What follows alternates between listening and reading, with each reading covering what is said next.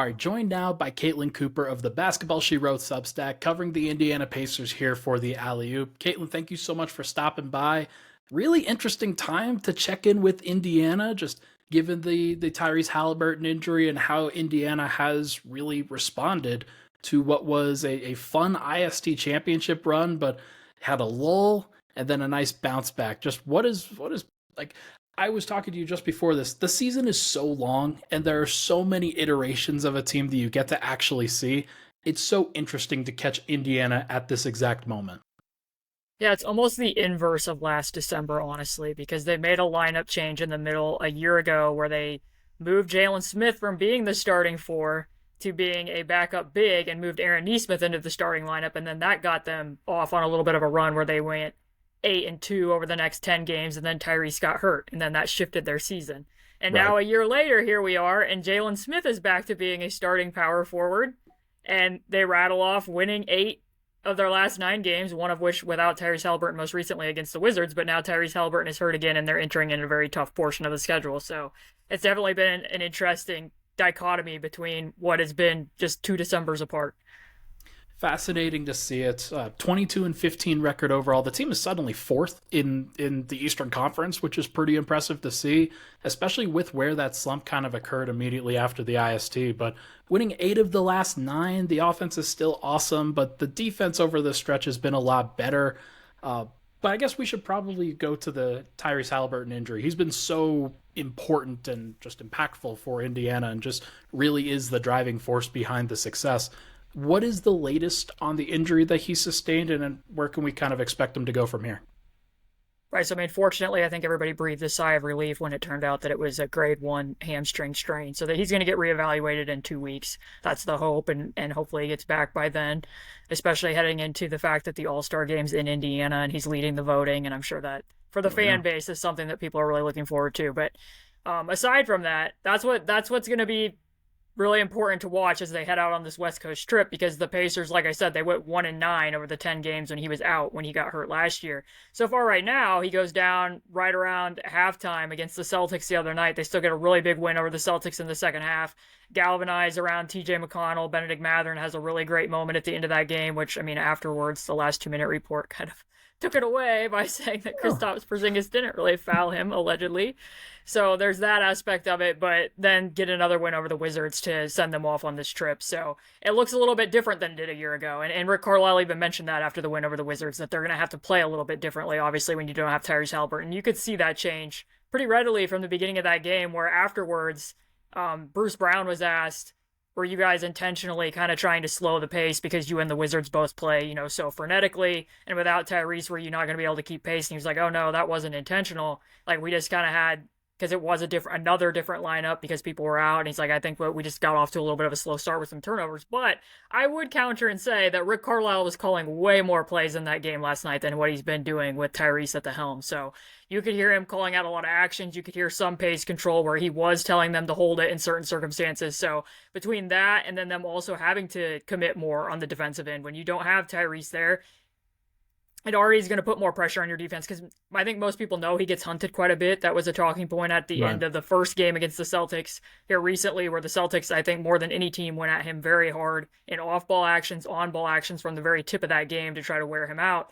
And people don't really understand that another aspect of defense is the fact that when you make shots and you don't turn the ball over, you actually get to go set your defense. So the defense actually got a little bit worse last year when he wasn't in the lineup. So they're going to have to commit to that with the defenders that they do have out there now that Aaron and Bruce are both in the starting lineup together, and Aaron's a little bit more natural at the 3. So that's an aspect of it as well that I think will change a little bit from stylistically what people have been used to seeing of the Pacers without him out there. So who's been starting in his place? Has it been TJ McConnell? Because I know that Andrew Nemhard also is very impactful in that role. And the Pacers are very uniquely positioned with those two guys, where you've got a couple of a stable veteran in a TJ McConnell, but also a defensive minded guy in Andrew Nemhard who can also do a lot of playmaking. Just how is that kind of broken down, and how has that kind of shifted how they've played recently? Yeah, so I would say that the dividing line that people need to look at when they first made the overall starting lineup change in terms of Jalen Smith being back at the 4 and then playing a little bit bigger and also putting Aaron Nesmith at the 3, they put Andrew Nemhard into the starting lineup at the time because Bruce Brown was out. So he had been a starter And that he had a couple of really strong performances there against Orlando, starting as a combo guard and then running the bench offense. Now that Right. Tyrese is out, last night against the Wizards, they did start Andrew Nembhard. I personally thought that was one of his tougher performances, but in his defense, he's dealt with a lot of injuries this year. The shot just isn't coming around for him. And the thing that stands out is the thing that I always like to point at is I just think that his processing and his overall feel for the game is so strong that the numbers for the Pacers when he makes a pass out of the pick and roll are still, like around top 40, top 30, despite the fact that he has not made a pull-up three all season.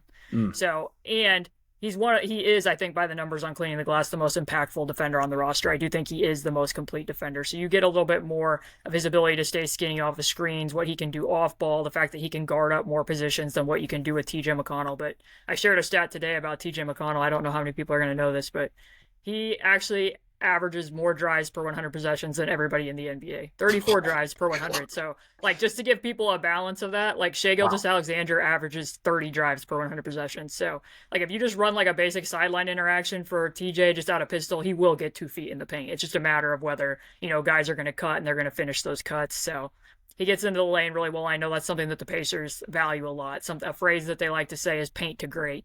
They really want to. They average a lot of drives as a team. I think sometimes people know how much shooting the Pacers have, and they think they're very oriented as a jump shooting team, and that's true. Like, they do value having the spacing, but they value paint touch threes, and that's something that TJ really gives you. So what you said, I think, is really accurate. That they're very deep at the point guard position, and each of them offers a little bit something different. It's got to be a nice little respite, and obviously nobody can replace Hallie. Like, he's going to be an all-star starter this year for a reason, I hope. But like, that is going to be a fascinating way for the Indiana Pacers. Like, I think it's a little bit more of a, like, they're a little bit better positioned to survive his absence than they were last year. I think just having the defensive personnel, having a couple of different options there, and Nembhard is just a better player. Like, he was great last year, but I do think that he's still like just one of those guys who knows and has understood and sort of grown in that role in his second season. So good to see that. But also, like, Jalen Smith, another guy that you mentioned, moving into the starting lineup. He's, like, according to the advanced numbers, he's been the third most valuable Pacer this year. Third in EPM at plus 1.6. The shooting efficiency of him is just incredible. But he's also that defensive force and somebody who can provide a little bit more size at the position. Just what does he change schematically for this group? And then just where does that kind of leave the Pacers with some of the defensive questions that they had early, but they're 10th in defensive efficiency in the last 9.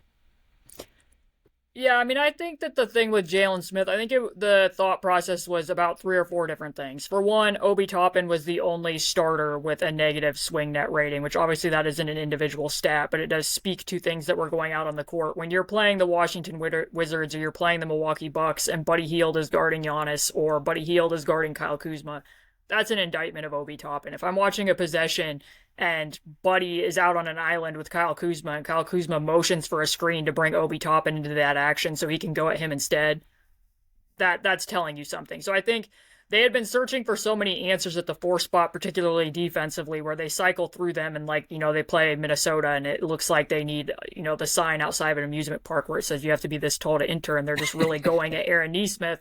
Then you have Obi Toppin, who can't really stick on the perimeter against a guy like Karl Anthony Towns. So I think at that point in time, and Jarris Walker just isn't completely ready yet. He's still getting minutes at the G League. I think the Pacers like what they're seeing of him there, but he's not ready for regular NBA rotation minutes. So they pivot to Jalen Smith, and in part what you get from Jalen too is that all 3 bigs for the Pacers are producing. So if you're allowing him to play at the 4, then Isaiah Jackson still gets to be in the rotation. And that's important, especially if Isaiah is going to be the big that sticks next year because they have him under longer team control. And then also it shifts Aaron Nesmith to the 3 for the reasons that I said. That lets him defend a little bit more naturally at a position that he has more positional size at.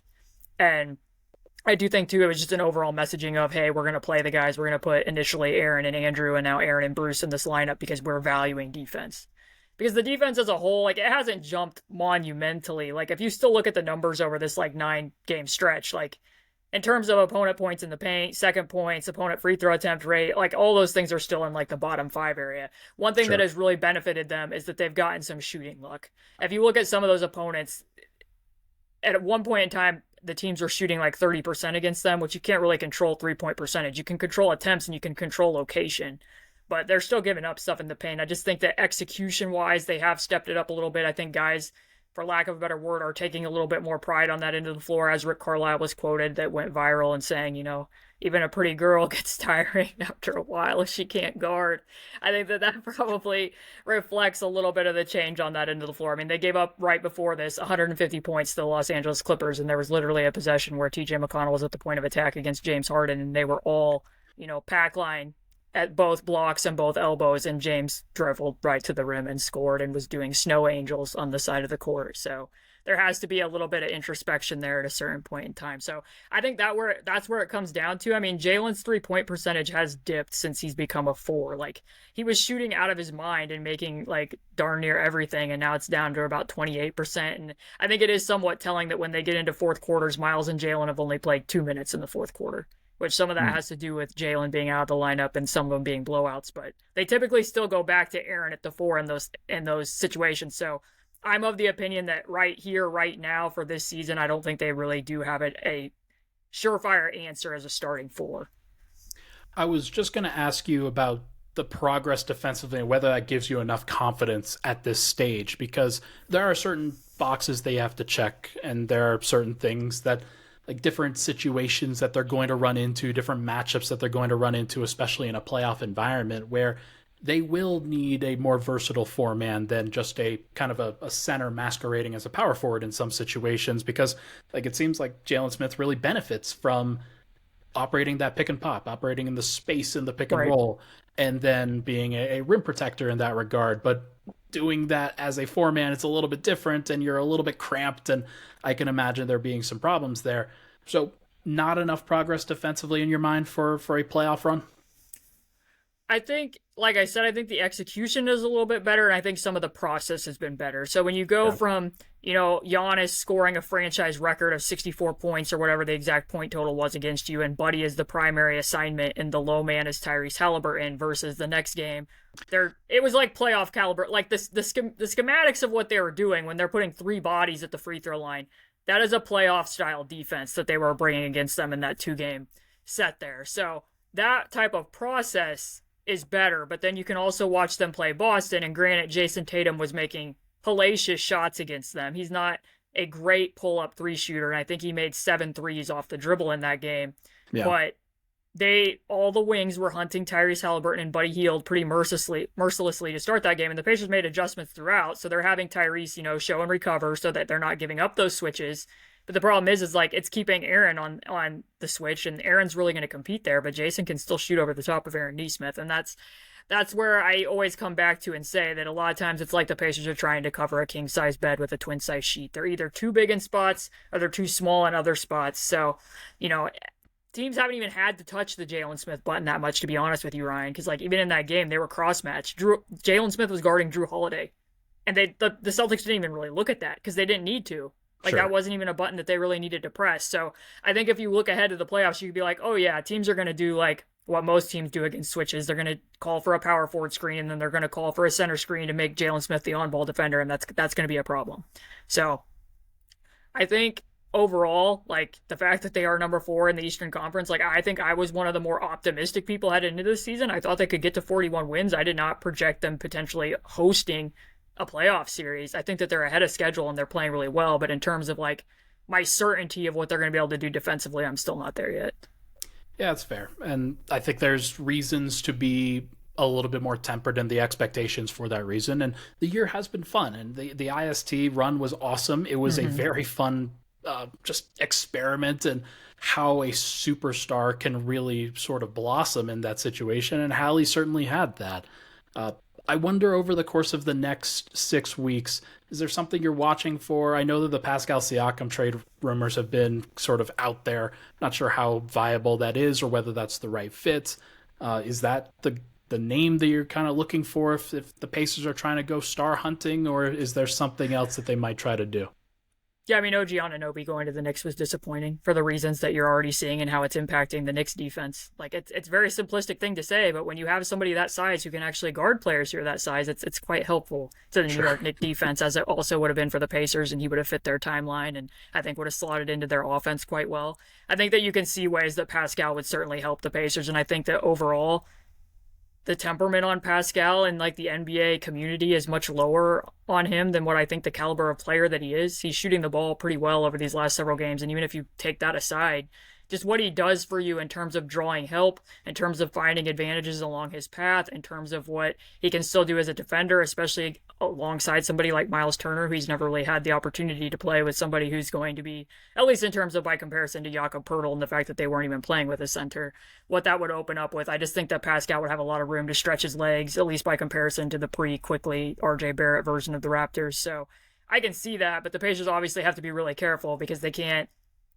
risk trading something for him and he walks in the summer. That I don't think that would really align with where they are in their development track. If they had confidence in it, I would have a hard time looking away from that for sure. But in terms of what else I'm watching as the season goes on, I would definitely tell people to keep an eye on both Benedict Mathurin and Andrew Nembhard, because I still think that's the most important thing that the Pacers need to walk away from at the end of the year. Certainly they've gotten more out of Tyrese Haliburton than like I even would have imagined. I didn't anticipate him being like a legitimate MVP candidate this year as high as I am on him, but I think that they need to be able to end this season, especially if they don't make a trade, and be able to definitively say that either Ben or Andrew pairs really well with Tyrese Haliburton and is a critical piece of this core. And Ben, here in the last like 7 games, has definitely been on an upward trajectory, and I think that Andrew would probably be a little bit further along if he hadn't been dealing with some of these injuries, but the numbers so far still pair with Tyrese is still going to be Buddy and Andrew over Ben to this point, even though Ben has been playing a little bit better. So I think that that's probably the top thing that I'm still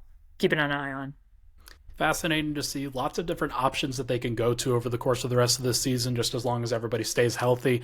Looking forward to seeing what direction they decide to go. And if there is a trade, that would be a fun fit, as you mentioned. The idea of Tyrese with a Pascal Siakam, Miles Turner front court is really, really appealing. So I'm looking forward to seeing if that ultimately happened, but we will find out together. She is Caitlin Cooper of the Basketball She Wrote Substack. Really, really appreciate you stopping by, Caitlin. Let's chat again in about 6 weeks, all right? Hey, thanks for having me.